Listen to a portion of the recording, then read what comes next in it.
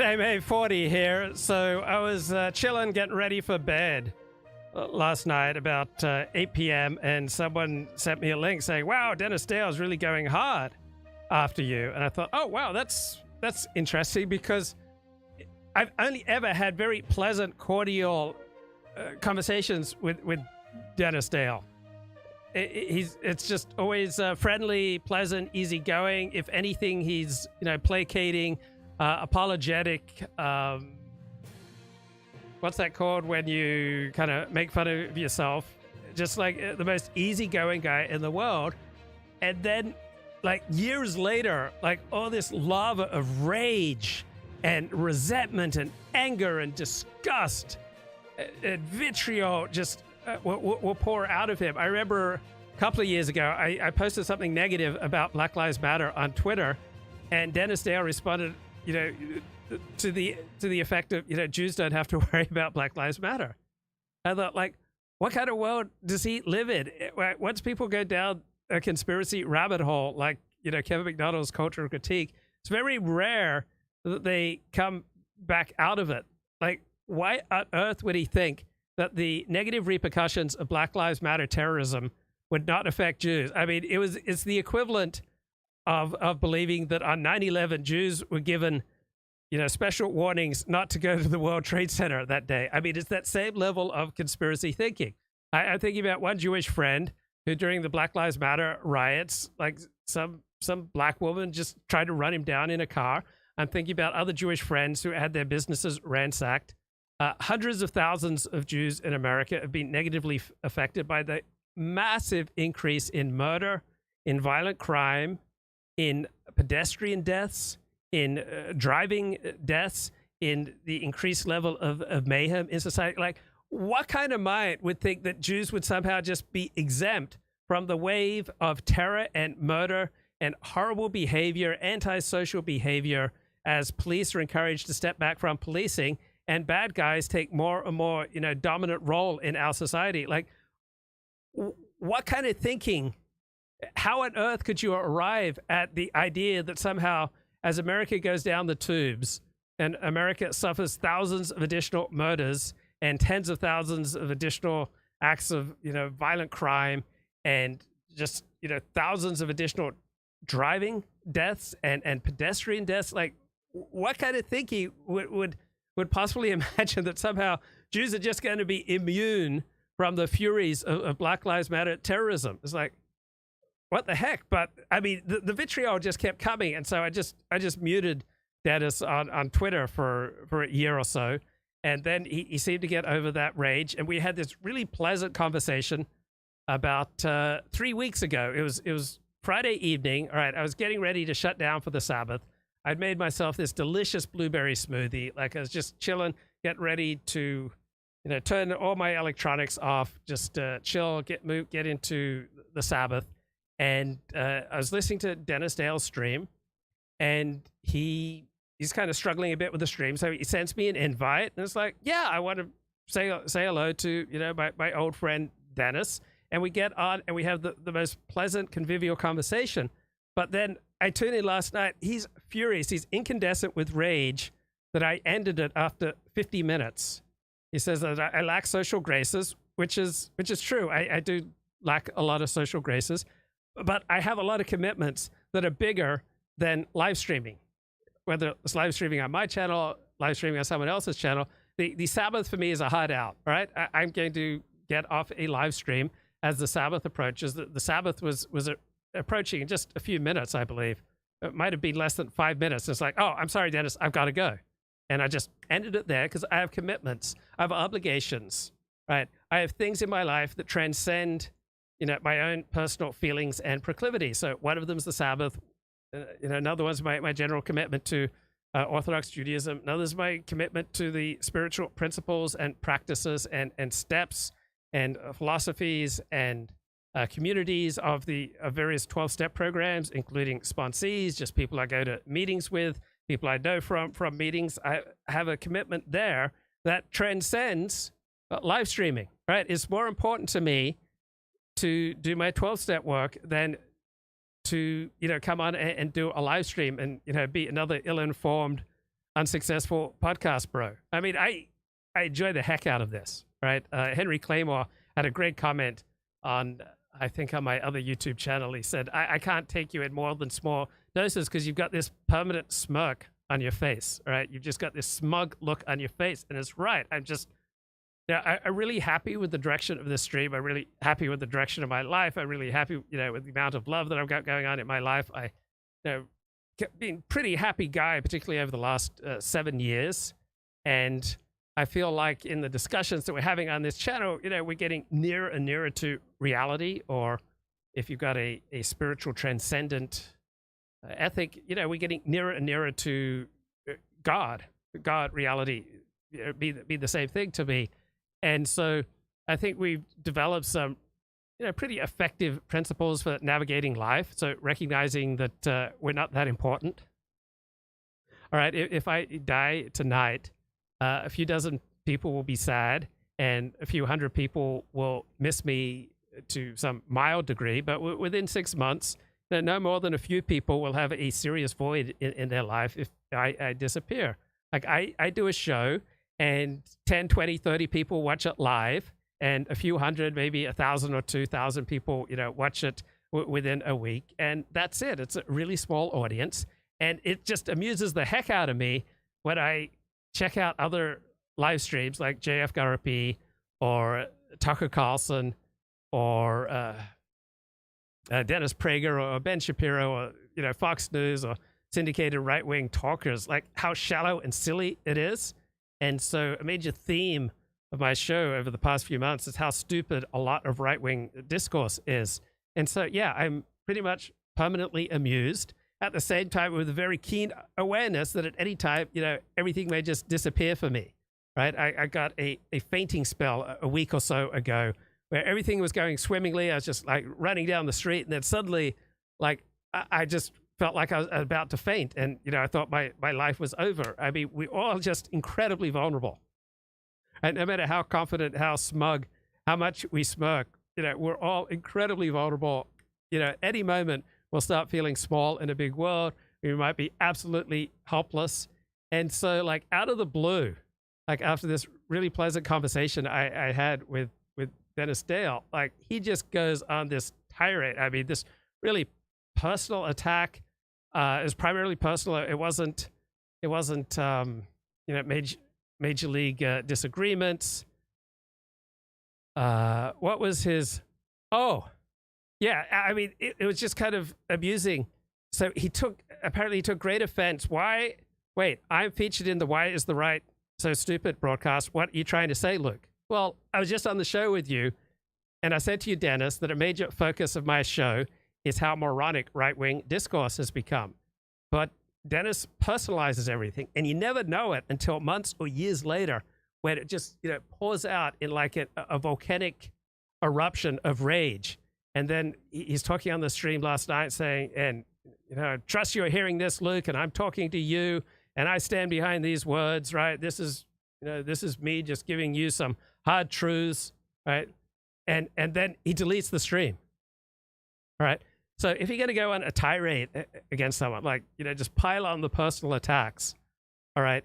If you stand behind it, then stand behind it and don't delete it. If you don't stand behind it, if you regret it, if you want to reframe it or rephrase it or take back what you said, then you should also go public saying, hey, I made a mistake, right? I disagree with Luke about X, Y, Z, but I'm now embarrassed that I said, G, F, Y.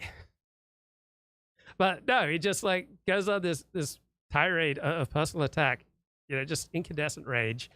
And then a couple hours later, apparently deletes the stream. And what's really amusing is that most of my regulars are in the stream saying, yes, Dennis, you're the king. Go, Dennis, you're so right. Luke's absolutely insufferable, smug, pompous prick. You're really nailing him. And Dennis was giving a great stream. Like, it was compelling. It was funny. Some of his, criticisms of me, were pretty damn accurate. I was like, oh, yeah, he's got a good point there. I'm listening. It's like, oh, there's another good point. And it's like, oh, can't argue with him there. Like, he made a lot of, really sharp, accurate observations about, all sorts of blind spots that I have. And it's like, and then he went on to other topics, like he's thinking about doing a geographic He's unhappy with his life in Portland, and he feels like he'll be, happier perhaps if he moves to California.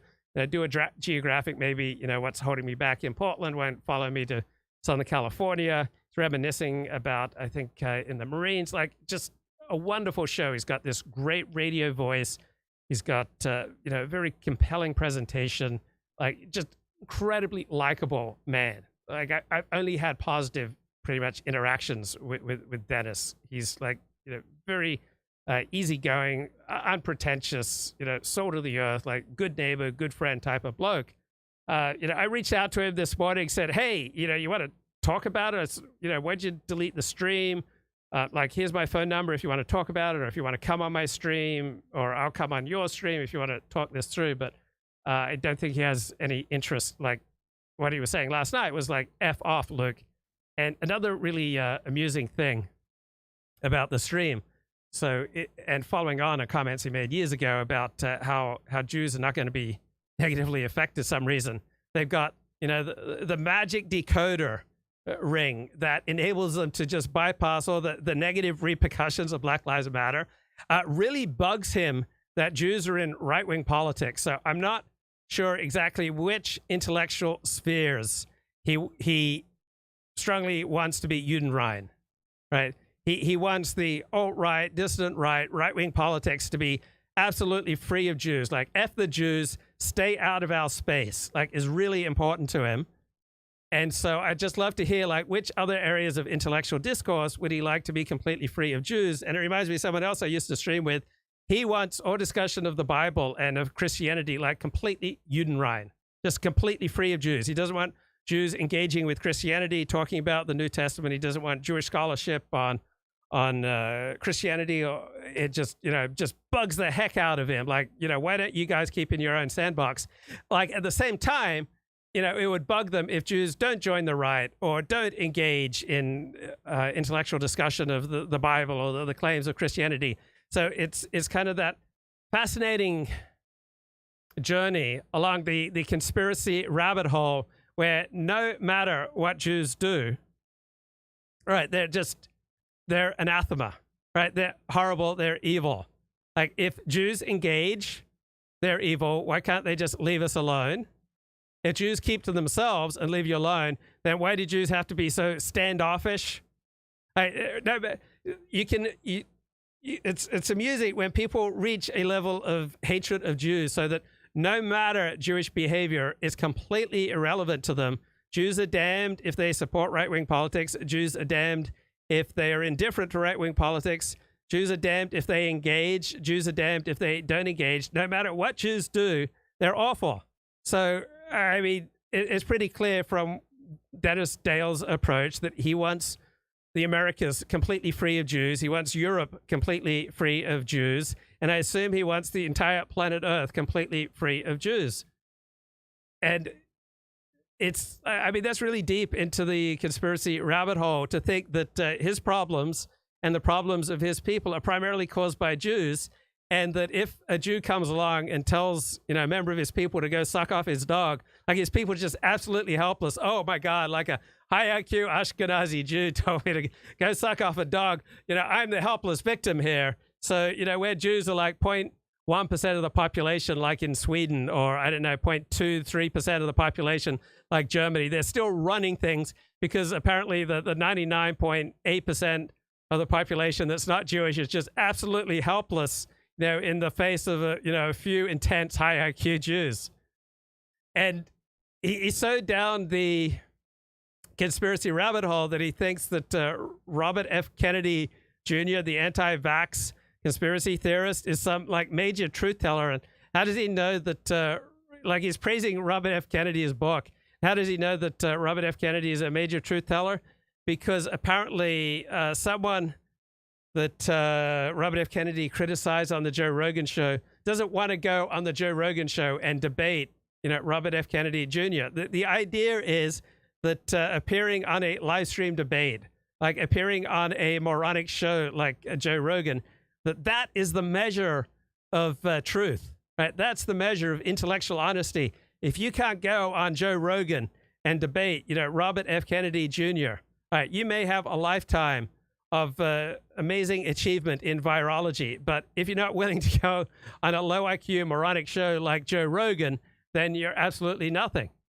Oh, the other thing that I found interesting, that Dennis is upset that I think that people who don't know anything about a topic, that their opinions and perspectives and views and analysis is not worth as much as those who know something about a topic. So Dennis is telling anyone can be an expert. You can go out and be an expert, right?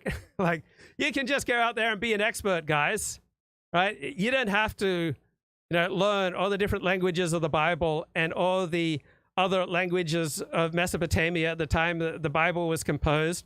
You can just go out there and lead with your heart, and you too can be a Bible scholar. And I mean, I guess I'm kind of elitist here. I'm not particularly interested or filled with respect or I don't have a veneration for your views on the Bible. If you can't read the languages of the Bible and you're not conversant in all the other languages of that time, you just don't know anything. Now, I may talk to you like if you're a convivial personality like Dennis Dale or, my old co-host Casey, like if you're well-read, we can use the Bible as a springboard to have interesting conversation. But if you don't know anything about a topic, like, why on earth would I accord respect to your point of view? Now, you can be right. I absolutely believe that non-experts can be right and experts can be wrong. But that's not how I would bet, right? The race doesn't always go to the swift, right? And the battle doesn't always go to the strong. But that's the way I'd bet, right? Generally speaking, the fastest, most fit, most skilled football team, basketball team is going to win games, right? Usually the most formidably trained, most powerful military with the best weaponry, right, is going to win over weaker military forces. And so I don't believe that you can just go out and be an expert on anything you set your heart to, right? You can become a little more informed, but don't talk to me about your brilliant insights into Aristotle, right? If you can't read Greek, you can't read the original Greek and the other languages that were dominant at that time, and you haven't, studied the corpus of Aristotle's writings. It can be fun to talk to you. Like, I don't know Greek, right? I'm not an expert in anything, right? But I think it's important to develop a good epistemic network so you're not like wowed by Robert F. Kennedy Jr. and Joe Rogan and other, moronic perspectives. I mean, Tucker Carlson, how moronic has his show steadily become? It's become more and more outlandish and moronic over the past year. Now, it's still incredibly entertaining, right? Tucker Carlson, as one philosopher put it, is a hilarious demagogue, right? And I respect and appreciate his skills at comedy and demagoguery. Like, yeah, like I give him props for that. He's a really poor source for truth, generally speaking. And we can't all become experts, all right? It takes many, many years of study to become an expert, and usually you have to study under other people. Now, it's possible on your own to get more learning than a PhD in a field. It is possible, but it's exceedingly rare. So instead, we have to rely on other people who do know something. You have to develop a good epistemic network. Now, I've been blessed, all right, in that I've never been offered fame and fortune to turn out the moronic trash that characterizes right-wing talk radio and Fox News, right? If I was, I'd probably sell out, right? If you watch this show for, more than an hour, you know that, I'm not the strongest moral character. But it is amusing to see people like Ben Shapiro and Dennis Prager and Tucker Carlson, kind of get on a high horse about morality and truth when the net effect of what they do is to damage people, damage America, and spread epistemic pollution, like epistemic corruption. They make discerning reality more difficult. On the other hand, on the left, I really enjoy the podcast and the analysis by the two lefty academics behind Decoding the Gurus, Matt Brown and Chris Kavanaugh. But they make it very clear that there's something far more important to them than truth, and that is having a pleasant life and a pleasant professional ascent. So they are never going to say anything that is going to cause them harm in their career or cause them aggravation in their life. So the most obvious, basic, replicable, explanatory truths, such as group differences in IQ, right? They're never going to wrestle with that. Right? They're never going to wrestle with all sorts of completely obvious truths because it's more important to them to have a happy life and a happy career. And so, yeah, generally speaking, I think you should follow experts.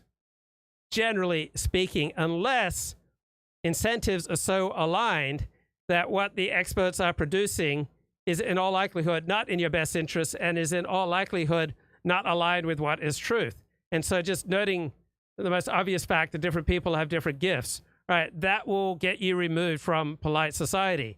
So when experts weigh in on this topic, they jump through all sorts of convoluted hoops to try to, justify their lives, because in the final analysis, what's, most important to them is their own, peace and happiness and professional success, far more important to them than telling the truth. For other experts, they are strongly incentivized to, hype some, onrushing danger, because that gives them power and prestige. Like, one of the best ways of analyzing experts or analyzing pundits is, does this make the pundit or does this make the expert more important? Does it give him higher status if we accord him respect in this area, if people follow what he has to say?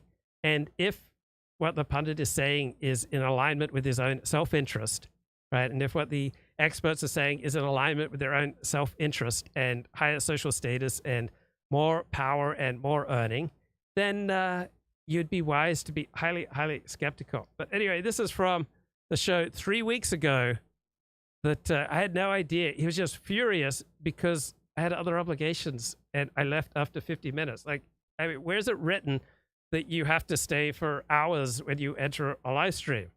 Like, I had no intention of coming on. He sent me an invite. I thought, oh, okay, I'll jump on. But I've also got a delicious blueberry smoothie that I really need to enjoy. You seem to have a psychology that your first impulse is we're doomed. And then you'll try to talk yourself out of it and go, well, maybe there is some hope. But no matter what's happening, like if it's bad, it seems like, that's just my outside perspective. Tell me I'm completely wrong. But there seems to be an impulse in you that very quickly goes to, we're doomed. Right. So Dennis Dale, from just what I see, Dennis Dale, the public persona. I don't know Dennis Dale, the private human being. We've had minimal private interactions. I would say I've spent 10 times as much time with Dennis Dale, in public discussions on YouTube compared to any private interaction. So I'm really only here talking about the public persona. This is my shtick, right? This is my shtick. This is my performance, right? This is not how I speak in daily life. There are elements of how I conduct myself in daily life on the show, but you don't know me because of my YouTube shows. You only know performance Luke in a certain arena, right? I'm not your virtual friend if we don't have private interactions. I'm not your virtual friend. I'm just a bloke, having a go, another unsuccessful podcast bro, offering an opinion. LOL, nothing matters. Slight overstatement, but probably a lot closer to the truth than my own natural predilection, which is to believe that I'm awesome, I'm important, that I have, great things to say that will, revolutionize your life, and that the whole world should be listening to me. All right, that's how I feel inside, and it's ridiculous. And it's delusional. It's maladaptive, right? If I operated like that, my life would just go to hell. Now, I recognize that my natural inclinations want to destroy me. My mind wants to destroy me, right? Everything that is natural and easy for me is probably not good for me. My mind is a dangerous neighborhood that I should not enter alone. I think much more clearly when I stand here and think aloud with you and get your feedback, and get your pushback, and get your criticism. Like, I wanted Dennis Dale's criticism. I want him to keep that stream online, because if Dennis Dale makes a good point, he made some great points about me last night that I was completely blind to. Like, he emphasized that I lack social graces. It's true. It's so true, so painfully true, but it's true. And I'm better off for acknowledging the truth of his criticisms. And then on the off chance that some of his criticisms of me are not accurate, then they don't matter, right? I can choose, I can discern. And then I can see my audience over there at Dennis Dale's stream go, yeah, Luke's a prick. Luke's a pompous fool. Can't have a normal conversation with Luke. And it's just hilarious because it's just so tempting to get your sense of self from feedback from your audience. It's just so tempting to give an audience what it wants to hear. It's just so tempting to buy into, praise or criticism that you get from the audience. And things like this, when you see like much of your audience going over there and go, yeah, Luke sucks, Dennis, you're the king. You're just absolutely bringing him down to earth. It's like a reminder, oh yeah, I need to get my primary sense of self, right, from, my own internal validation and validating those criticisms that I regard as valid. So I can hear criticisms and critiques and people poking fun of me, and I can just appreciate, that which is true. And I can let go of that which is not true. And it's funny to think about, how easily it would be to be swayed that, oh my God, here's a regular on my stream and now he's betraying me and agreeing with Dennis Dale's, painful critiques of me. Like, yeah, I've got an ego. I get my feelings hurt. I get my panties in a bunch. I have grandiose and narcissistic conceptions of myself. I'm often tempted to, put, more stock in feedback or audience reaction that I really should. It's like, that's funny. What do you think? Am I off base? Is there something to it? No, there's something to it. I'm a fatalist, somewhat. Yeah. Sure. But I don't say, like now, I'm not a believer like in a crash.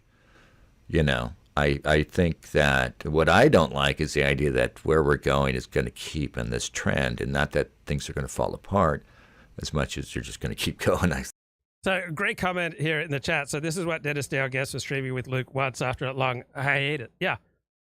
People take things really personally, right? What's going on with my stream and with my blog is that I say what I believe to be true. And if it hurts the feelings of people that I stream with, like, tough luck. Like, I completely disagree with the most frequent contributor to this live stream, Elliott Blatt. We disagree passionately over all sorts of issues. It would never occur to me for a second to hold back on what I believe to be true to try to preserve, Elliott Blatt coming on the show or Colin Liddell coming on the show. Like, I disagree with Colin Liddell about many things.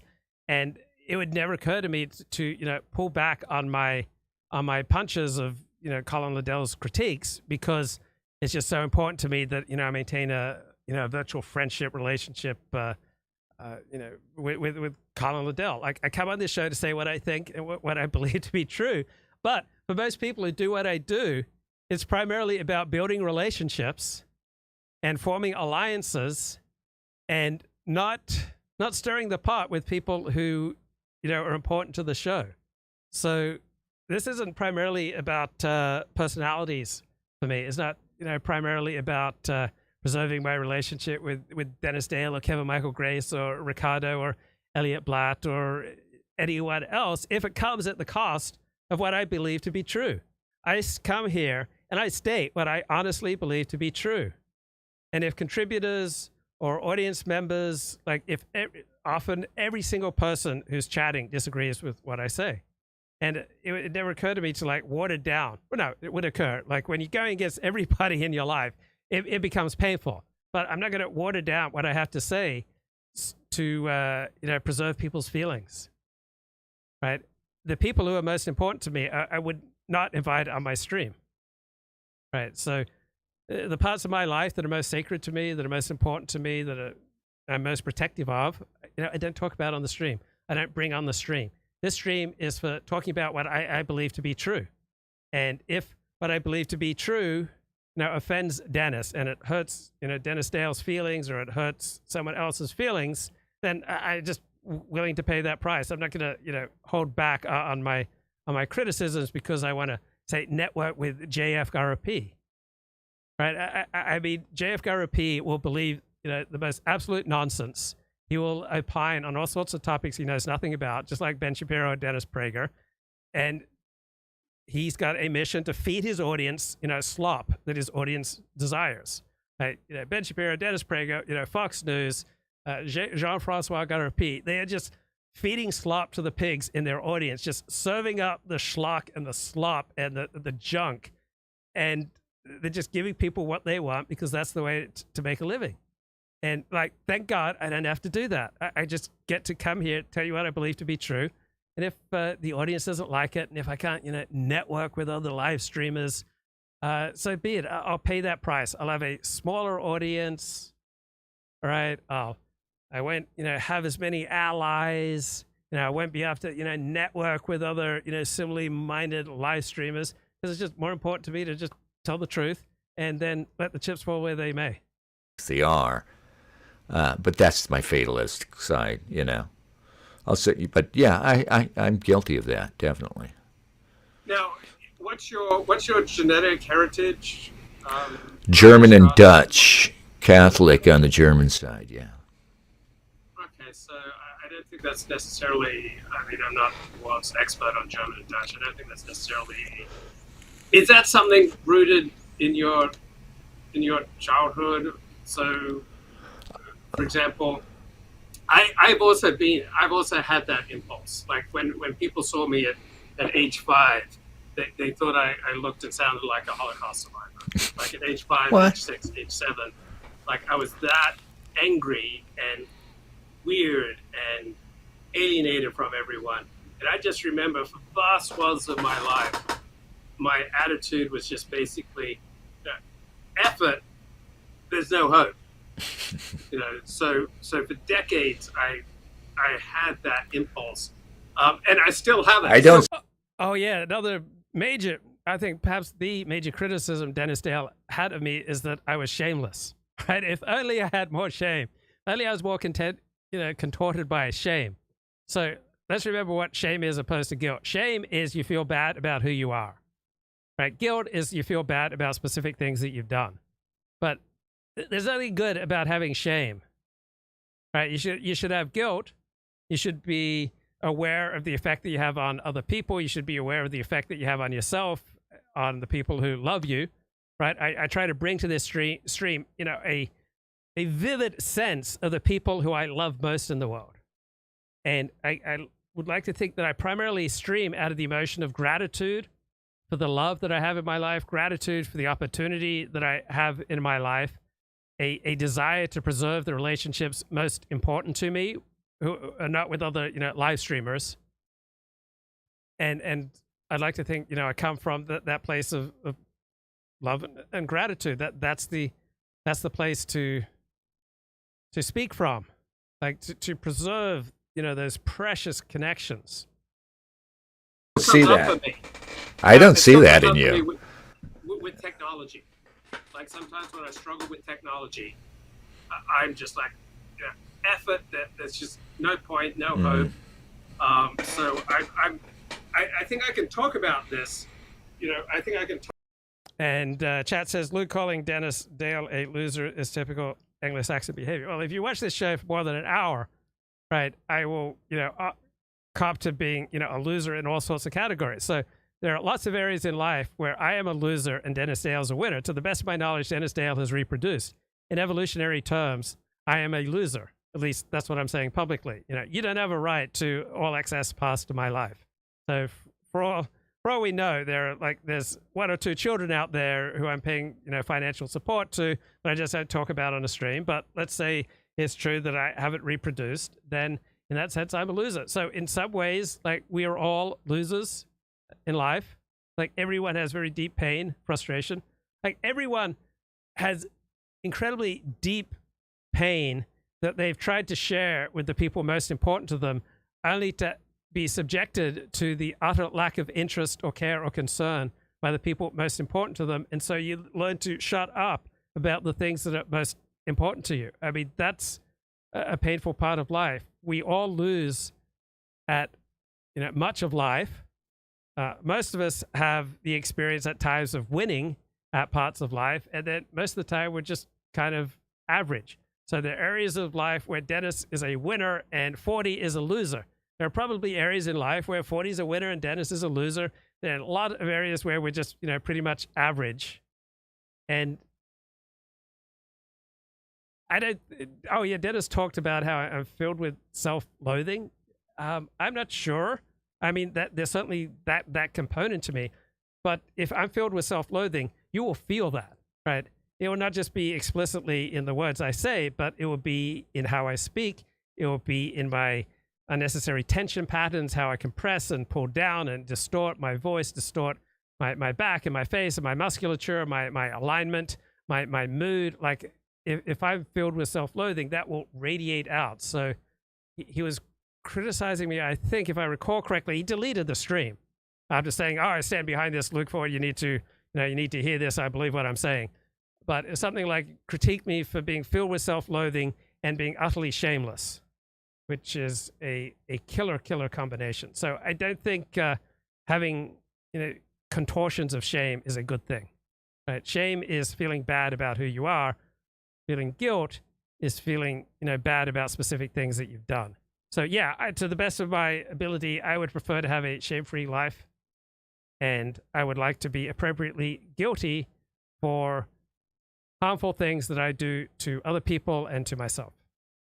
Talk about what I observe in you because it resonates with me. It's just that, in different situations, it's stronger with me than in other situations. So, if I have money in the bank, I'm less susceptible to this because if I have a technology problem, I'll hire someone, or I'll buy new technology. But when I don't have money in the bank, and then I have technology problems or car problems or roommate problems or community problems or girlfriend problems, that hopeless thing just comes out. But let me move it away from like Dennis Dale, the person. Let me move it towards the right-wing dissident sphere. So a major moronic part of internet blood sports is people competing who's like a better person, who is a superior man or woman. That's moronic. All right. I don't know Dennis, the individual. I only know Dennis, the live streaming personality, who is not co-equal with Dennis, the person. Like, I don't know Dennis's deepest pains. I know virtually nothing about Dennis Dale, the individual, beyond what he shares as a persona. And so much of internet blood sports and criticism just conflates the online persona with the individual and then tries to set up, one individual, just claiming they're just so much superior to another. So I may be right about, say, one particular area of public policy. I may be more right than Dennis Dale, but that in no way makes me superior to Dennis Dale or to anyone in my audience. I could be wrong about 15 different areas of public policy. And, it doesn't really matter that much. And it only matters modestly. Like, this is for fun. This is for joy, for love, for challenge, right? I'm not changing the world here.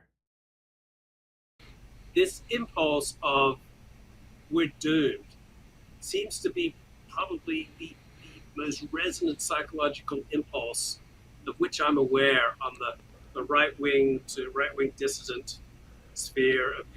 Yeah, why does, the popular right-wing, pundits, why are they so in love, or why are they so addicted or so compulsive about feeling doomed? It's unnecessary, right? Left and right are simply evolutionary adaptations to work through selection pressure to pass on your genes, and in some circumstances, a left-wing policy or politics is more adaptive to passing on your genes, and in other circumstances, a right-wing perspective is more conducive to reproductive and evolutionary success. That's it. And really doesn't matter that much who's president of the United States, maybe up to maybe 5% difference for your average American, but for 99% of Americans, 99% of the time, it doesn't really matter whether Joe Biden or Donald Trump is president. Like, we talk about politics so much. The only reason to be really invested in politics is because you love it. Right? You can't do anything about it. The odds that you can have a substantial effect on the political life of the United States of America, a country of 330 million, the odds are highly against you. So we talk about politics on this show because it's fun and it's a challenge and it's the equivalent of playing chess. I mean, if I weren't live streaming or socializing or studying Torah, I'd be making money. And I'm not going to give you the exact figures here, but let's say, my options are in the ballpark of, $50 to $100 an hour, right? If I, instead of spending time preparing for my live streams, just wanted to make money, that's the ballpark. Won't be precise. That's within 10% of the options that are available for me. So to do a typical live stream, which lasts about an hour, and I probably do an hour or so of prep, right? That usually costs me about $100, really, in what money that I'd otherwise make. And so I typically probably earn about $5 an hour for the effort that I put into my blogging and my videos, and I do them for fun, or may even be closer to zero when I guess factor in internet computer expenses. People who talk on YouTube and podcasts, what do you think? I don't know. It's a powerful part of it. I mean, I don't know if it's fully the most of it, in that a big part of it must be seen as, frankly, as a reaction to losing, a reaction to, the continuing, we're just getting battered culturally. And, I've always said it's only natural. It's crazy that we think what do we expect especially from young men who feel like they're being left out entirely? Some anger is appropriate, but yeah, I mean, you're right. It's there's too much doomerism, but of course it might be inaccurate. Thing too. It might be fully accurate, but I think what's going on. So my experience of doing as many live streams as I did with Dennis Dale is, to me, it feels like we were in the trenches together, right? To me, this is mateship. We were there in the trenches. People were taking fire at us. We were taking fire at other people. To me, it's a very close bonding experience. And so, yeah, it stings when someone you're in the trenches with for years and just comes out and rips you to shreds. But after you get over the sting, you just evaluate, okay, what's true, what's valuable about the criticism, and what's not accurate. So, I thought I had a very convivial, friendly chat with Dennis Dale, and, I found out I was wrong. I don't enjoy finding out I was wrong. Am I just using people to prop myself up? That was one of the focuses of Dennis Dale's critique. So let me think about that. Am I just using people to just prop myself up? No, I don't think that's accurate, so I don't have to feel bad. I mean, a lot of people that you meet in life are similar to this Dennis Dale persona. I don't know Dennis Dale the person, but they will placate to your face. They will be nice to your face, and then weeks, months, or behind your back, they'll just slash it and stab you. I mean, that's a personality, right? Dennis is not someone who likes to confront. I am not someone who likes to confront. So a lot of people will be perfectly nice to your face and then just rip you to shreds behind your back. That's just the way the world is. People will do a drive-by slash and grab stream and then delete it and move on. Right, just like people I stream with on this channel, they had no compunction about offering all sorts of opinions on books they hadn't read. Like, to me, that was like the deepest form of corruption. But their attitude was, hey, my life is great. Don't worry about it. So I think, you should stand by your words if you say them publicly. Either stand by them or retract them or provide context for them. But don't do a drive-by, slash and grab, personal assault on someone and then just delete it a few hours later and just, completely walk away. Like, stand behind your words or qualify, retract, or, amplify on what you did. I mean, I was on his stream for 50 minutes. Like, if he's so furious, like, why didn't he say anything on the stream? On the other hand, I'm consistently oblivious to how often I'm hurting and infuriating other people. So he had some good criticisms there. I do lack the social graces. It's funny, I developed an unhealthy dynamic with Dennis Dale that I also had with a girlfriend. You remember our Torah streams? I needled him a lot. I sometimes wasn't very nice to Dennis because when I would needle him, he would have the reaction of, I'm sorry. And that would lead me to needle him more, even tiny little yelling at him, which I'm not proud of, like if his mic volume wasn't correct. On the other hand, there are other personalities like Ricardo, who if I needle and he doesn't like it, he'll go, F you 40, and just like, rip me to shreds. So if you put up with disrespect and abuse, and God forbid, I hope I wasn't, but I'm afraid it was disrespectful to Dennis Dale at times, and it built an unhealthy dynamic. And he would say, I'm sorry, but then inside he was raging, and all the anger would just pour out months, years later.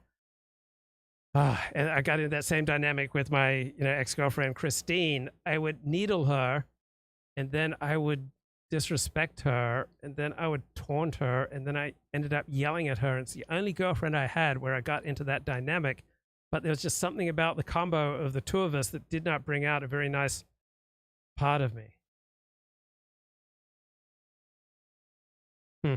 I was also struck, Dennis was disgusted that I did not have the exact identical reactions to life that he does, that I'm not constrained by everything that constrains him, that I'm not twisted up by shame in the same way that he is.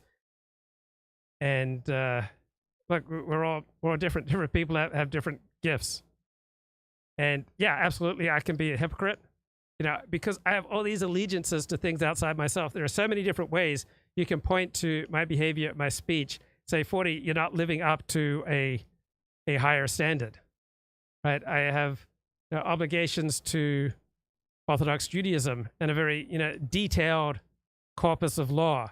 I have obligations to a concrete community, to concrete 12-step communities, to very concrete 12 steps, 12 concepts, 12 principles, 12 tools, various, policies and procedures governing all sorts of different 12-step programs of which I'm a part.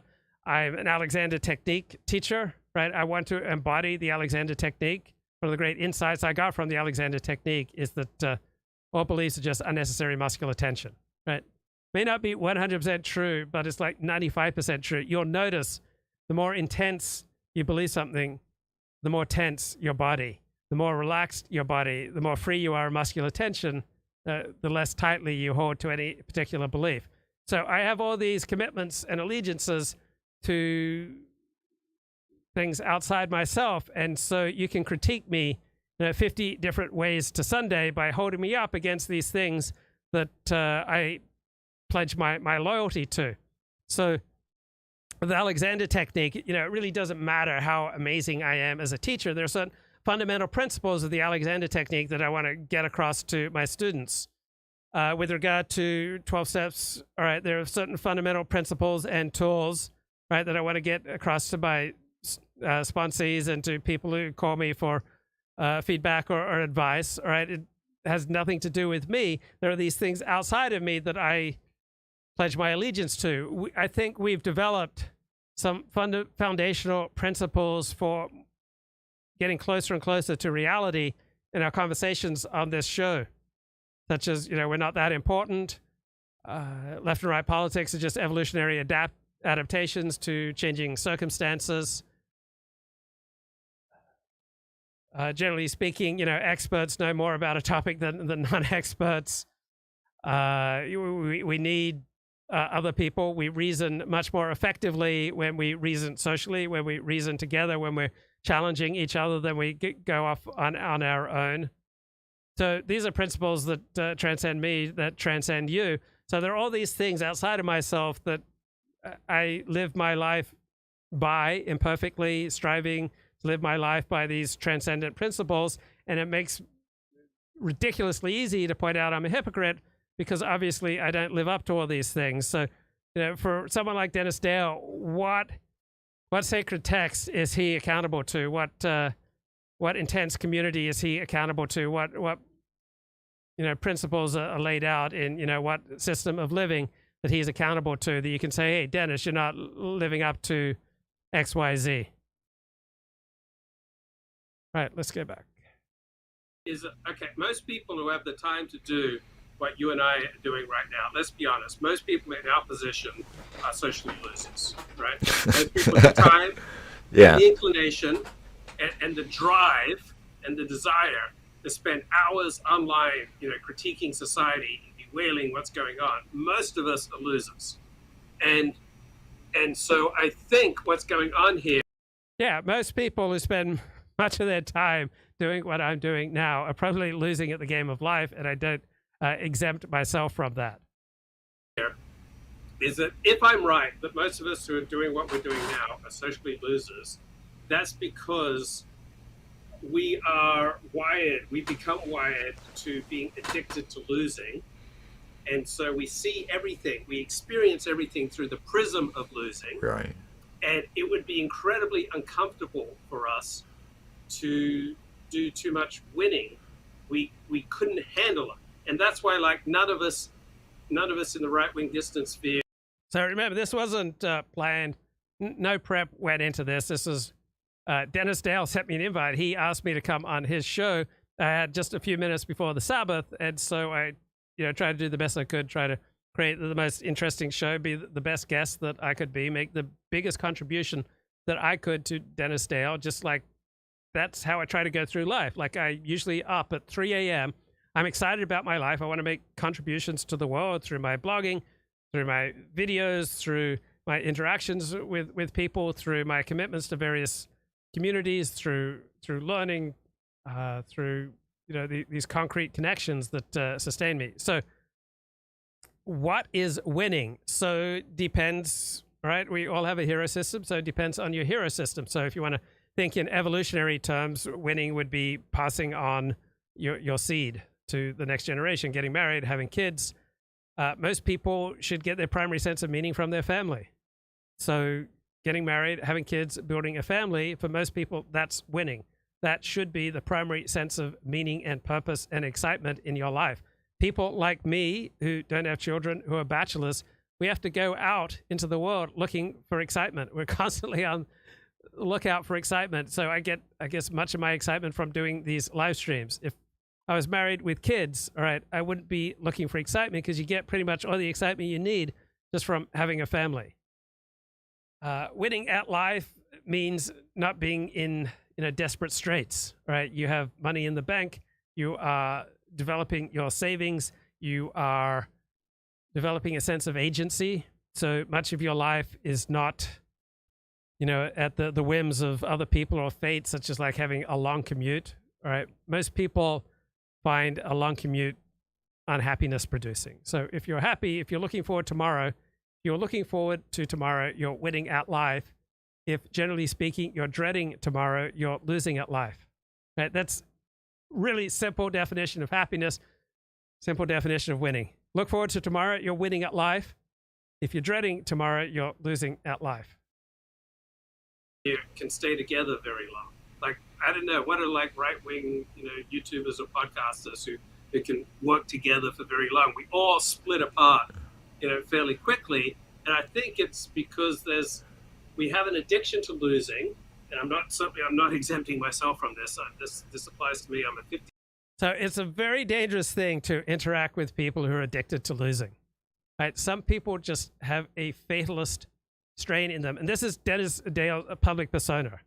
Right? I don't know Dennis Dale the person, so I'm just critiquing a public persona, a shtick that he broadcasts. Right? Which may be completely different from Dennis Dale, the private individual, but it's very dangerous to interact with people who are addicted to losing because they will resent you, right? They are addicted to feeling victimized. And so if I go on his stream for 50 minutes spontaneously, right, he will hate me because I left after 50 minutes, right? There is no way that I cannot continually give Dennis Dale a feeling of betrayed, because everyone that Dennis Dale ever gets close to gives him a feeling of victimization and betrayal and victimhood as he presents it in his public persona. So it's very dangerous to bring like the wounded animal into the light, into the sunshine, because what happens when you reach out to a wounded animal is like holed up in a cave. They will bite you, right? So you interact with people who are addicted to losing. They will bite you. They will hurt you. They will rage at you. And they may be perfectly nice and pleasant and even come across as, grateful to your face. But weeks, months, years later, that will be sure to like dig in the knife, right? And my estimate is about a third of the population is just addicted to losing, addicted to hiding.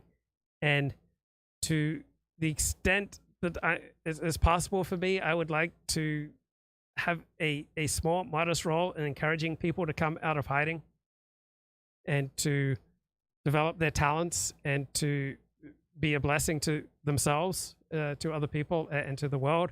So that's the motto of some of the 12-step programs that I belong to, bringing souls out of hiding. And I like that motto. It's kind of a motto for this show. I want to develop a list of the foundational beliefs that we've kind of developed on this show for a more effective life. But 99% of the people who want to come on the show, I don't want them on the show because I know they're going to get back at me for offering them the opportunity to be more visible. And people who are wounded and addicted to losing, they will get furious if you suggest to them that there might be a more effective way to live or a happier way to live. I mean, why do people love conspiracy theories like, all their problems are caused by the Jews? Conspiracy theories appeal to losers, people who are losing at life, and they want to find some grand, big conspiracy that explains why they're not as successful and happy as they would like to be. They want some, magic key to explaining why they are losing at life.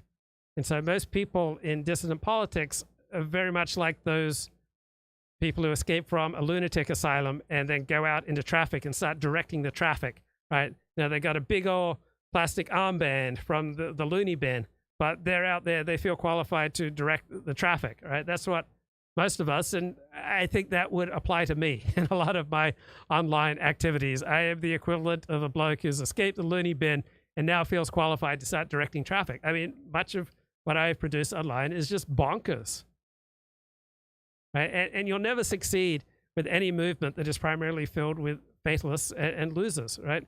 People who are quick to take offense, people who cherish their grievances, right? People who aren't on a good life trajectory and want to, offshore that onto others and blame other people, right? You'll only get pain from interacting with them. Because I don't bring 99% of people who want to come on the show, I don't bring them on. So when you reach into that dark hole and try to extend a hand to a wounded animal who doesn't want to get healthy, right? They will bite you. And I've often extended a hand into some dark holes to try to help someone into the light, and they bite me. It's the price of doing business. Other people genuinely want to improve and get healthier. And some people, some of the time, I think some of what I can offer sometimes is mildly helpful. I mean, my demographic is, largely men who've lost their way, who can resonate with my own tales of loss and failure and humiliation. And of course, when you live stream, right, you're setting yourself up to be, what's that thing that's filled with candy that the kids take a whack at, right? You're just setting yourself up to be, a person that people who are frustrated will just take whacks at you, because it's very uncomfortable to just kind of sit with your own frustration, your own pain, your own anxiety, your own depression. It's just so much easier to displace it onto someone else, like a live streamer. It's like, oh, this smug, smirking 40 bloke with his fake Australian accent, F him. Now, as you develop a more productive life, you start sensing the smell of people who are addicted to losing, right? The smell of fatalism on people. And you will, generally speaking, avoid such people at all costs unless they want help. And then you help them moderately, but you can't help people who don't want to be helped. So always easier to get mad at other people than to look at your own life and notice how you're getting in your own way.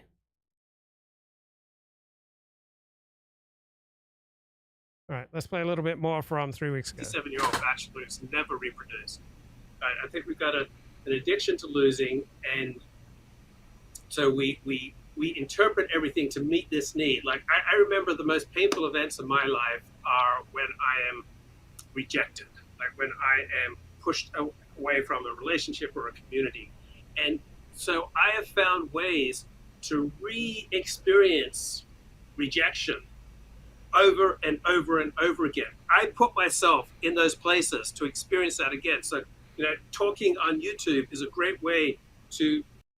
Yeah, I'm kind of humbled and humiliated and frightened by this pattern in my life of just unconsciously bringing about the rejection that constituted the most intense part of my childhood. So I experienced rejection growing up, again and again and again.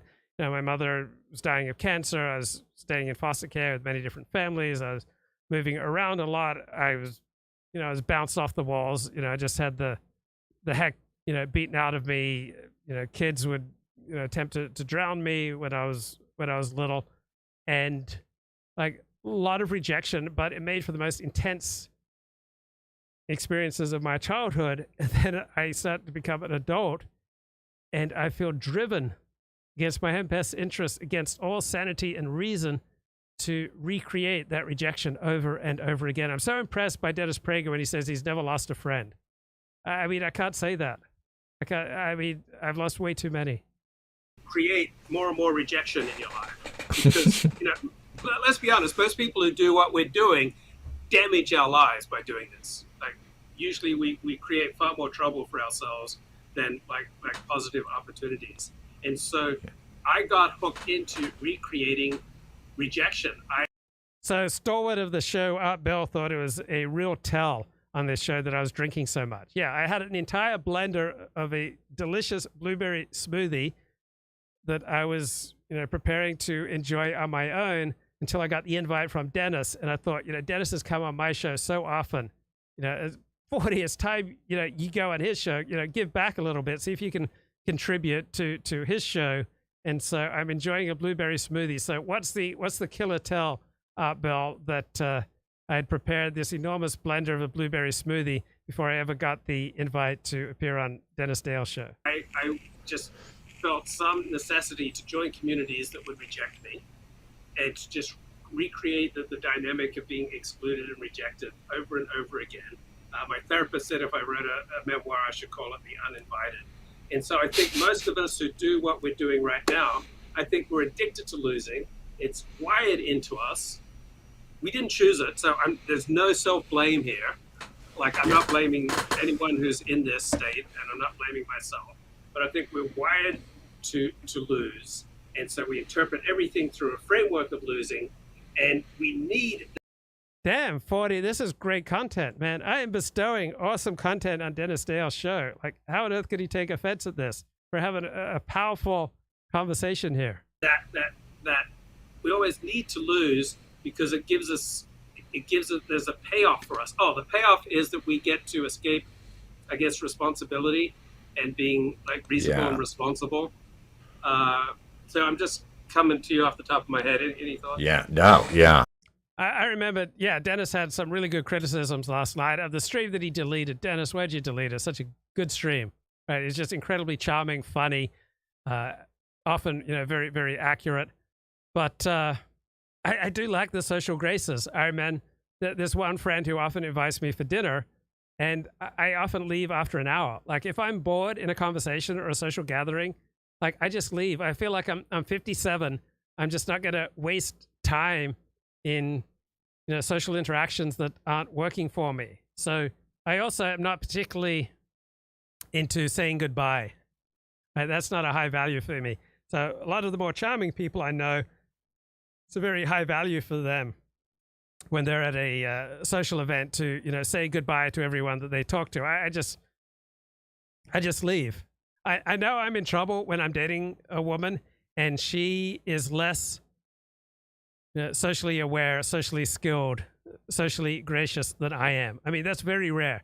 Probably only 10%, maybe 5% of females are less socially gracious than I am. But on occasion, I've met them. On occasion, I've dated them. But that is a huge warning sign if someone has fewer social graces than I do. But I don't want to be held hostage to convention and to boring people. Right? I'm just gonna leave. And so I could have gone on Dennis's show and done a boring repeat of things that people on the right have said 10 million times about how the left is horrible. But I mean, that's boring. That's been done to death. I tried to produce the best show that I possibly could. I wanted to contribute as much as I could to his channel, his show, to the conversation that he had fostered.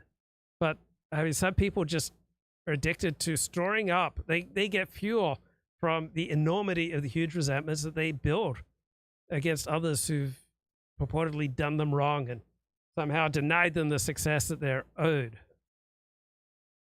The last time this kind of happened to me was Andy Nowicki, right? And Dennis Dale and Andy Nowicki, very similar, very conspiratorial, fundamentally decent, nice, friendly, affable, convivial people, like good neighbors, good friends.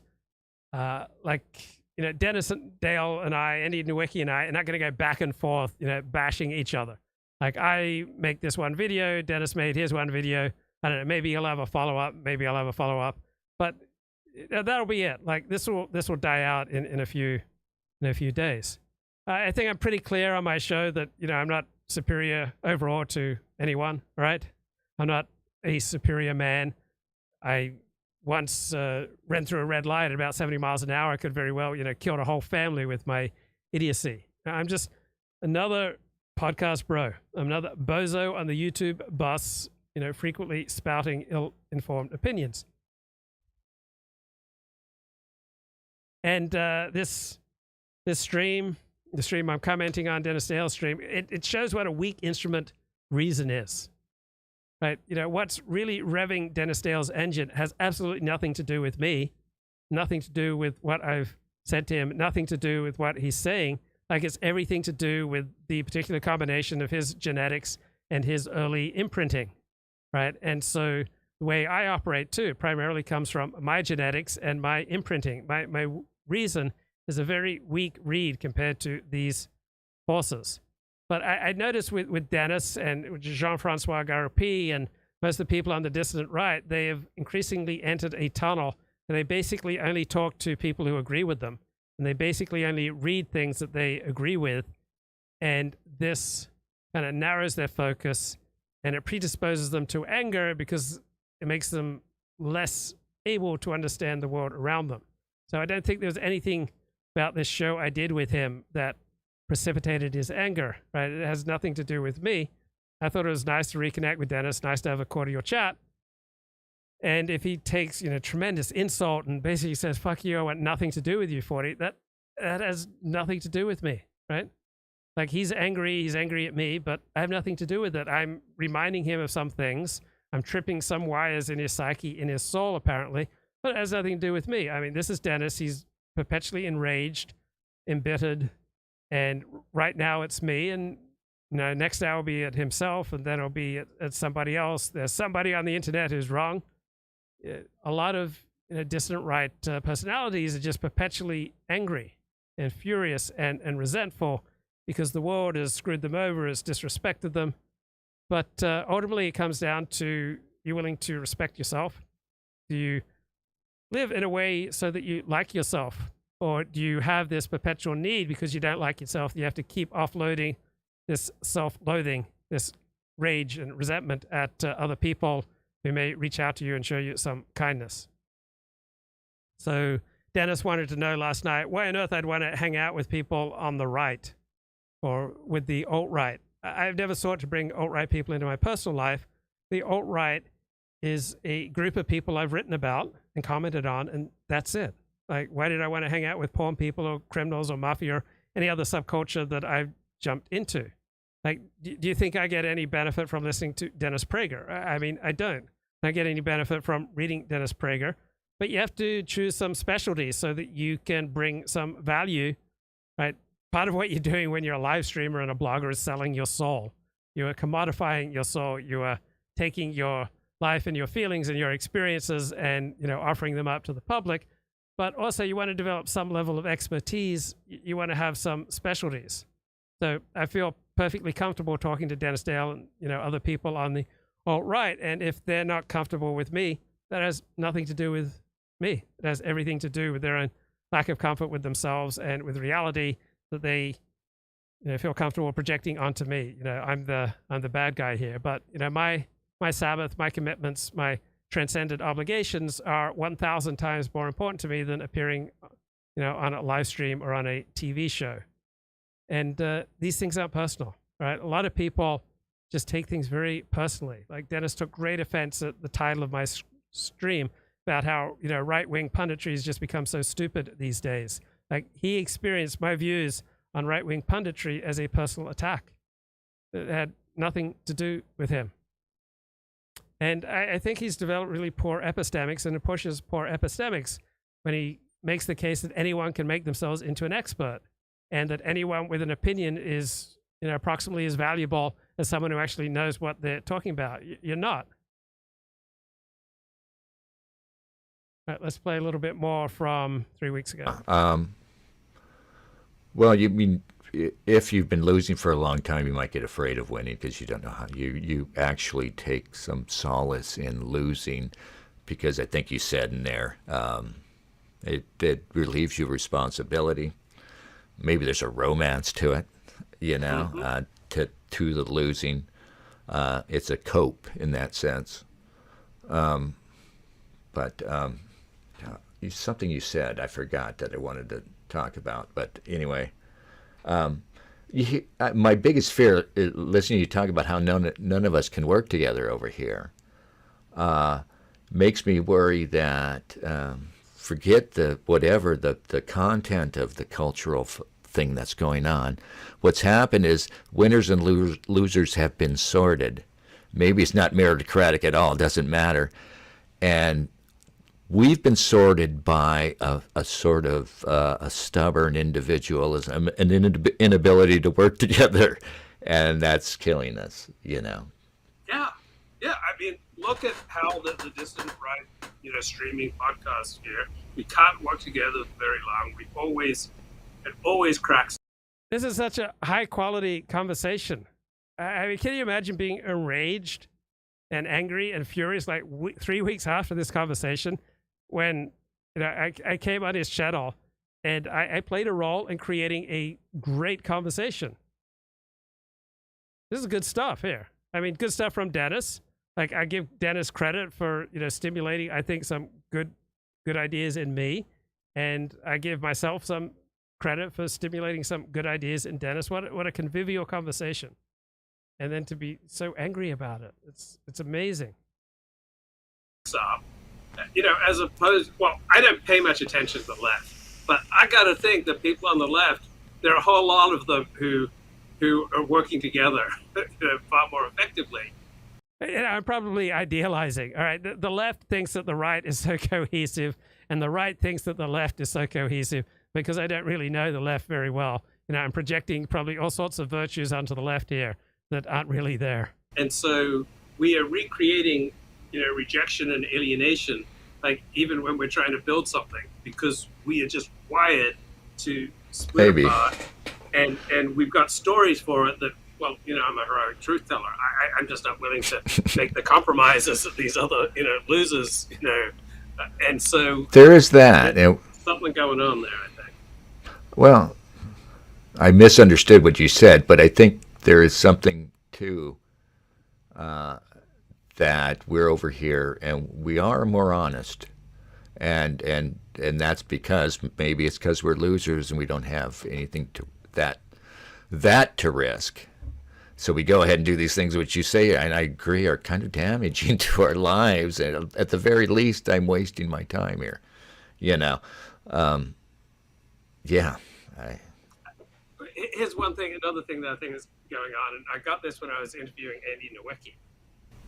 And I've taken an increasingly anti-conspiracist mindset. So, but anyway, one thing that struck me from talking to Andy Nowicki that I think is prevalent in the distant right sphere is that we have to cope. One of our favorite copes is, well, at least I didn't fall for the BS man.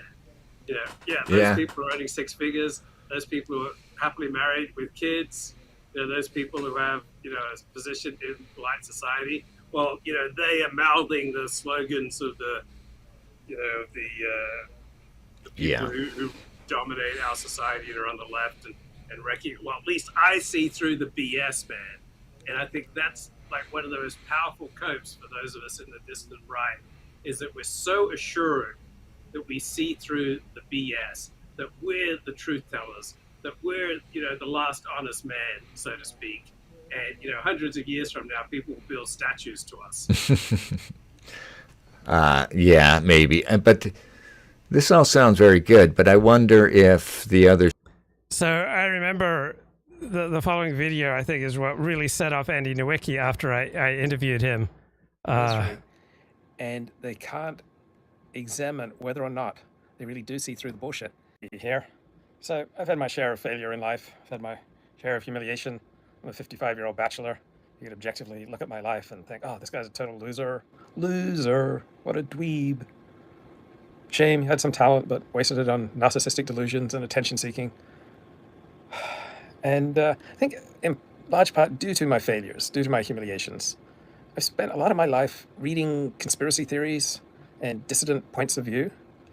And I remember it was a great comfort to me that no matter my levels of humiliation and failure, at least I saw through the bullshit, right? So everyone else around me was more successful and more happy and more accomplished, had more, positive things going on in their life. But at least I saw through the bullshit on the Kennedy assassination. At least I saw through the bullshit on voter fraud. And one of my phases of really delving in deep into dissident right materials was between 2013 and 2018. And some of that time was not particularly successful. There were years there where I had over $50,000 in credit card debt. And so by any objective measure, I was coming up and passing the age of 50. By any objective measure, I was just failing and humiliating myself and failing. But there was one really solid sense of my self-respect and self-esteem that I had. And what was that based on? It's based on, well, at least I see through the bullshit. So everyone around me, they're more successful. They're happier, they have more good things going for them, but at least I see through the bullshit. So I notice this with a lot of people who get into dissident materials and conspiracy theories. It's inevitably that it's overwhelmingly marginalized people who get attracted to marginalized movements and marginalized theories, right? So it's, in essence, it's overwhelmingly losers who get into conspiracy theories, and it's overwhelmingly losers who get into marginalized politics and any, marginalized and stigmatized social movement, right? Only losers are going to do that. But even losers need a sense of self. And so for people who are losing at life, conspiracy theories are very attractive because they tell you that you're losing and humiliation is not your fault. That there are these vast shadowy forces that are totally screwing up your life and the world. And yeah, you've had a lot of failure and humiliation, but at least you see through the bullshit. And that's also characteristic of people in mental asylums, right? They all, not maybe all, but a great deal of them are comforted and have a very strong sense that they see through the bullshit. And sometimes they're right? Sometimes dissidents are right. Sometimes marginalized people are right. Sometimes marginalized losers are right. Sometimes people who fail are right. Sometimes poor people are right. Sometimes people on the fringe are right and the elites are wrong. So I'm not passing any judgment here. But it is characteristic of the insane. I noticed that they very strongly believe that, hey, I may be a little eccentric, but at least I see through the bullshit.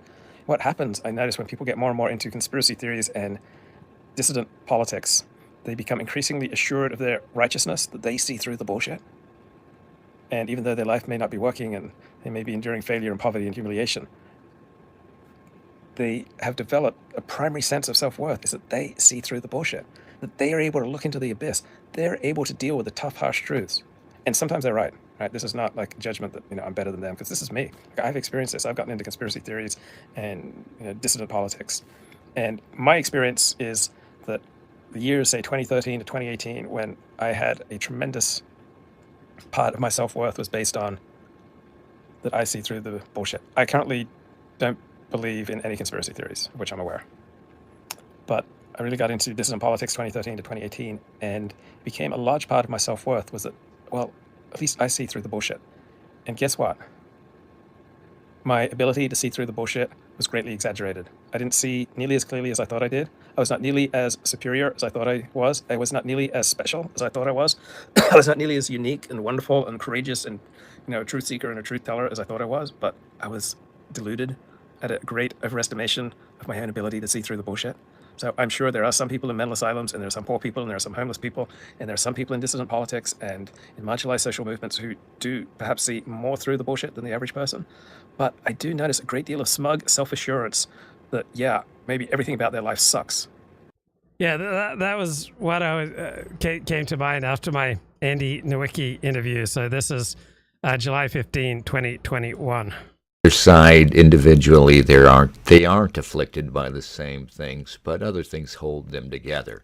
You know, being on the side of power tends to hold them together because you said they're all working together out there, but there are so many fissures, right? I mean, we keep talking about it how, the contradictions are going to eventually bring them down.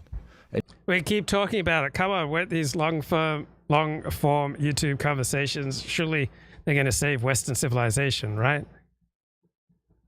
Okay, let's talk about what's maladaptive here. You have an in-group identity. I don't really have one. I'm deracinated. I mean, I come to this late, and it's frankly political.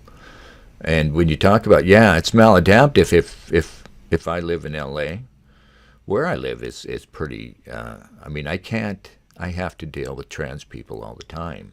I have to be cool about it. I could make a principled statement. Why wouldn't you be cool about things that you have no control over? Right? You have no control over the number of people who want to identify as trans. Like, why would you not want to have the best possible relations with everybody in your life, including someone you might be a neighbor who's trans, or an expert in your field who's trans, or someone who could give you a job who's trans, or a coworker who's trans? I mean, I don't get the mindset that doesn't want to have the best possible relations with everyone in their life, but instead wants to take a principled stand by being just a total jerk. But I would never leave the house. So, but when you're talking about racial diversity, yes, we're talking about also a fait accompli that they visited on the native white population of LA and everywhere else.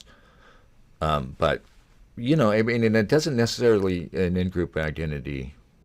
Yeah, I think though with those high IQ people who are good liberals, good people, they get together, but they're confronted with things that, come on, that we know are outrageous. BLM, the trans movement. Okay, so all these things that people on the right or on the left consider outrageous, there's nothing you can do about it. Okay, hey, Elliott Blatt is around, so let's add Elliott Blatt to the stream. Elliott Blatt, blessings, bro. Blessings. Can you hear me? I can, thank you. All right. Wow.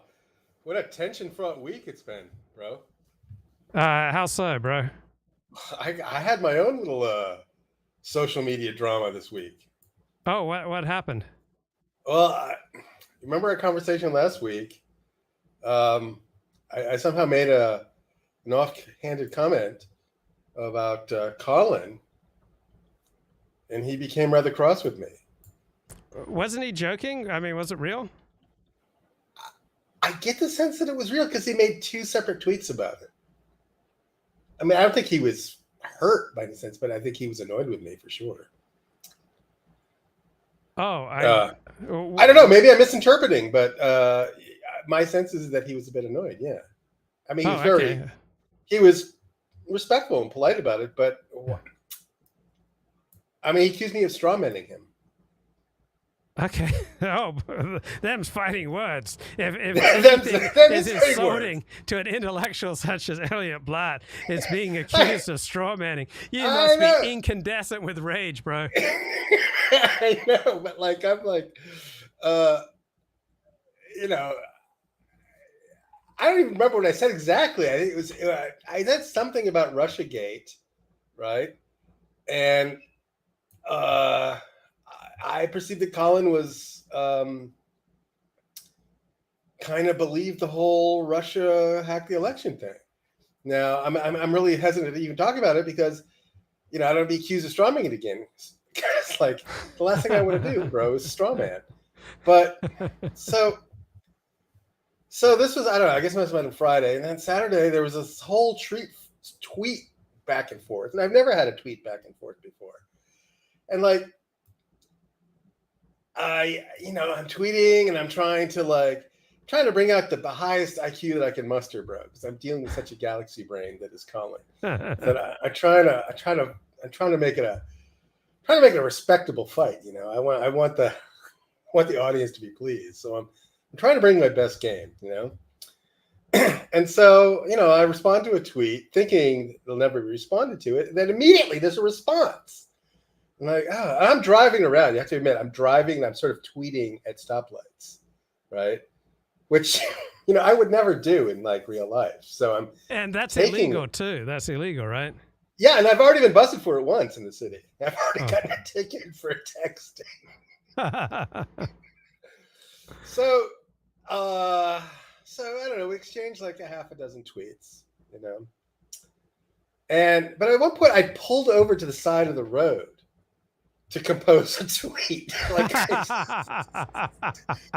I stopped the car because I wanted to like truly craft a response, and I'm like, holy shit, this is gay. Yeah. I just had this moment of, self-awareness.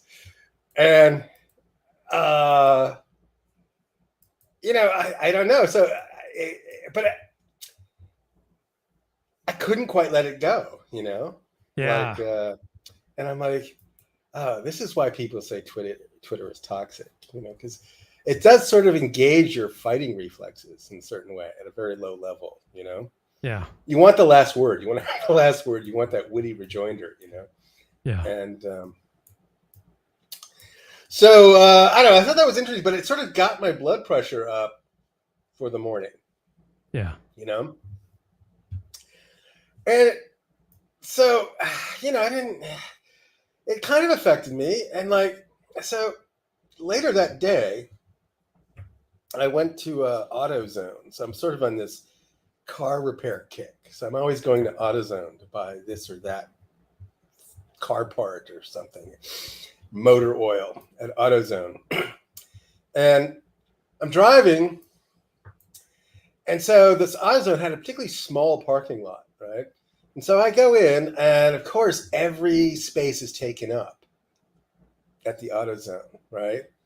Mm-hmm. And except there's one handicap parking zone place open. Now, I thought about doing it, but I said, the ticket is huge. I can't do it. It's unethical, Logan. I'm ethical. So, so just as I'm finished contemplating the handicap zone, I see that somebody's getting into their car and they're about to leave, right? So I stalk up behind them, put my blinker on, fully signaling my intent to take this spot once it's vacated. And so this guy gets in, shuts the door, and he turns on the parking lots. The lights come on like he's turned the car on, right? So in any sane universe, that car should be moving within seconds, right? There should be no delay. Once those lights go on, you better be in reverse and moving, right? So I'm waiting, I'm ticking. The seconds are going by, 10 seconds, 20 seconds, 30 seconds. He's still not put in reverse, right? And so, of course, me being the epitome of tranquility, I'm just deep breathing. I'm just waiting for that car to move. No big deal, bro. And then suddenly, bam, this guy behind me just leans on the horn and starts beeping at me, right? Because he was clearly oblivious as to what's going on here, Parking lot's full. I'm waiting for a spot. The other person's at fault. You've done nothing wrong, bro. I And didn't he's do nothing, blaming Luke. I didn't do you. nothing. You're an innocent man. You're not straw manning. Right. I'm not straw manning this spot. I'm waiting for a spot. And so he leans on the horn, and then my blood pressure just goes right up through the roof, And I roll down the window and I put on my fucking alpha male voice, and I scream. I mean, scream at the guy that's honking the horn, not the guy that's dawdling for 30 seconds, who's truly the culprit in the situation.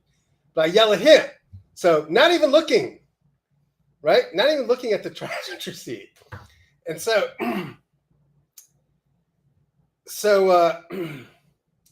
I scream at him in the most sort of commandant voice that you can imagine. And he rolls down this window and he steps out of the car. and it's like this 6'8" Wakandan in a bright orange sweatshirt, And I'm like, oh my God. I'm going to die here in an AutoZone parking lot. This is unjust. You know? And then he says, you could take that spot. And then I scream at him, it's a handicap zone, you know, full bore, you know, screaming like a lunatic, right? And then by this time, the spot had finally opened up, and I take it. I get out of the car and I slam the car violently, and I just walk into the AutoZone, steam like spurting out of my ears. And he kept like this incredible distance from me, bro. It was like I had the psychological edge in this little interaction. But it just shows you things could have early gone either way. Had I shown, you know, it could have been the wrong, you know. Yeah, you could have died. I could have died there, Luke. So I always look to make sure that the person doesn't look dangerous before I scream at anyone. I know it was such a reflex because everybody in there, okay. And then also another woman, like a Claire Kaw-sized Chinese woman, started screaming at me as well, right? Not recognizing the fact about the handicap zone. And that sort of pushed me over the edge, right? Then I screamed at both of them, but she wasn't the car honker. But yeah, you got to look. Different people have different gifts, and you got to make, real-time assessments of the situation and then act accordingly. We're on a tightrope. Wow. Why do you think Colin called you a wild animal? I mean, how many people have called you a wild animal? Men or women? Either. It's just, I mean... I don't know. So am I wrong to interpret that as like I don't want to call it an attack, but it seems like a bit of an overreaction given the conversation we've had. Don't you think? I think it's very measured. I think it's measured. Like very precise. I mean, God. So, but it'd be one thing if it were just one tweet, but it was two tweets. I'm thinking. So all I'm saying is, don't take all this dinner stuff so personally. I think there's just a lot of tension in the air currently, and I think you just got to let it boil down a bit, bro. Yeah, there are no sacred cows on this show. Like I don't protect Elliott Blatt. I don't protect Colin Liddell. I don't protect the Jews or the gays or like no sacred cows. Like we have to work within reality. But I notice from blogging and live streaming, like people want to make alliances and they take the slightest criticism frequently very, very personally. And the whole reason I do this is to say what I think. Like you and I have passionate disagreements about many things. Like it would never occur to me that you should, tone any of them down or I should tone any of mine down. Yeah, no, right. And like I couldn't believe how casually whatever I said about Colin came out. I mean, it was just sort of a kind of a broad, sweeping, general. I look at a lot, I listen to a lot of live streams and like kind of Richard and Chuck Johnson, and they start saying stuff that's just strikes me as so conspiratorial and weird that I wonder if I'm in the right community, It's a very good, very, very, very good question to ask. And then, have you ever had the experience of you only have amiable relations with someone, like they're just so nice to your face, and then you turn around and there's this like 6-foot spear in your back? I mean, not since childhood. I mean, like adults? Yeah, like a lot of adults are like really nice to your face, but inside they're stewing, and it doesn't come out for months, weeks, years, and it's like, whoa, you're holding that in for years? Yes, I had that once. It was with a previous boss. It was a woman. And stylistically, we were like oil and water, I'm very casual, not formal. I'm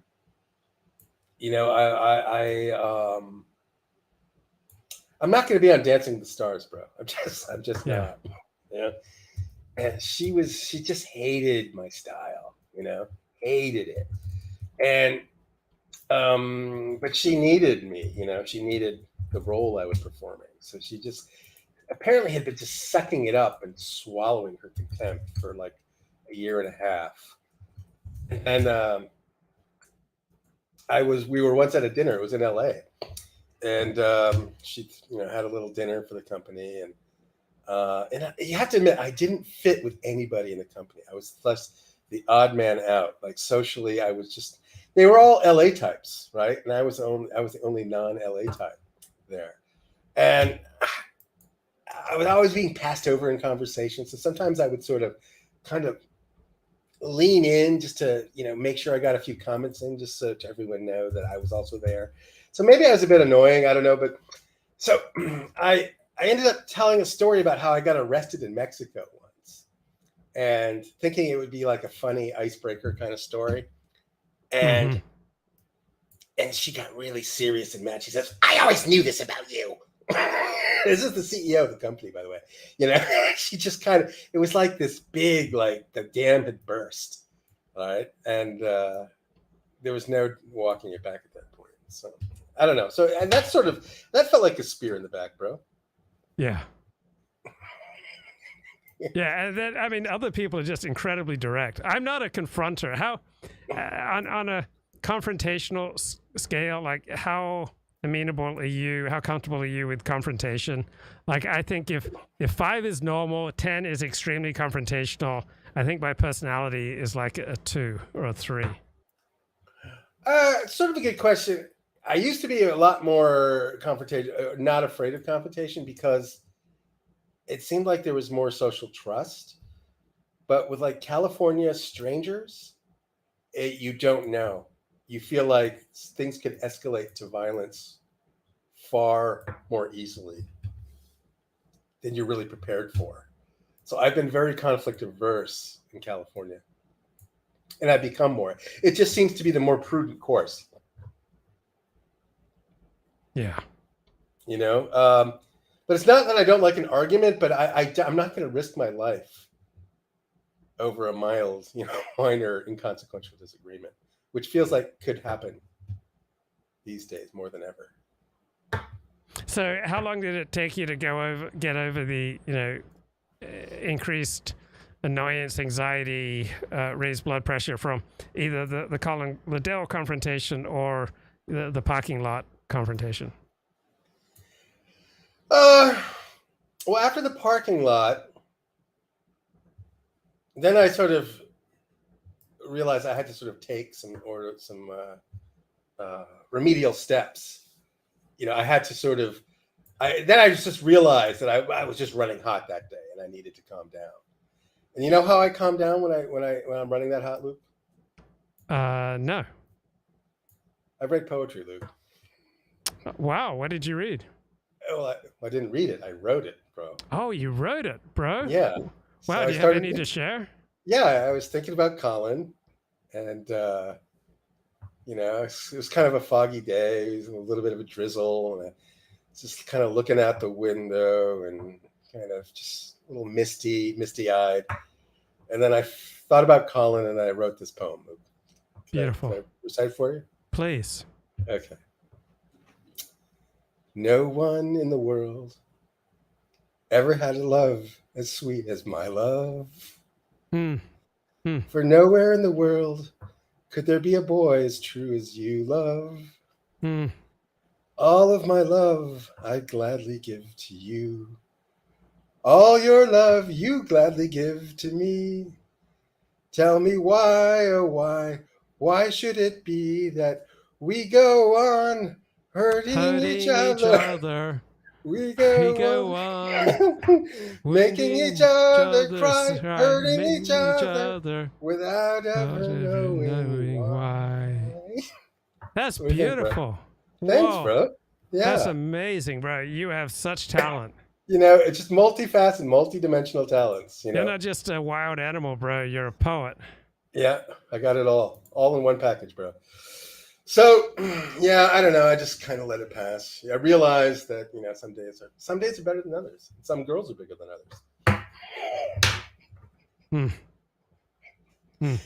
All right, bro. That's all I got. Thanks, Short bro. little one. Beautiful. One tonight. All right. Beautiful. Okay.